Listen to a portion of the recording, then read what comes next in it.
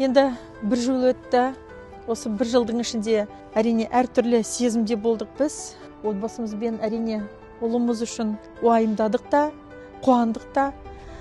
Барлығы болды. Осы бір жылдың ішінде баламыз абыроймен өзінің отандық борышын өтеп шықты. Өте қуанып отырмыз.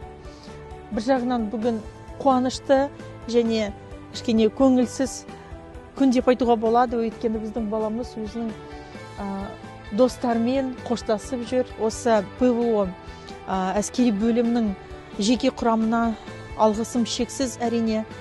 Бұл бөлім жалпы ең үздік бөлімдерінің бірі деп аталады. Соны айтуға толық хақым бар. Өйткені жеке осы бөлімнің, әскери бөлімнің жеке құрамымен таныстым. Бүкіл сержанттарды білеміз, жеке құрамды да білеміз. Негізі өзім ана ретінде бүкіл осы әскери бөлімге рахмет айтқым келеді. Енді біздің сарбазымыз сияқты көбірек, ер жігіттеріміз көбірек болсын деп айтқым келеді.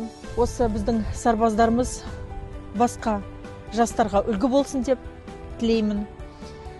Елімізде тек тыныштық болсын, отанымыздың шекарасы мызғымас болсын дегім келеді. Бүкіл ата-аналарға сәлем айтып, осы бір жыл өзінің балаларын күтіп, ерекше қуанып, ерекше сезіммен кездесе отырып, арман қарай ақ жол болсын дегім келеді.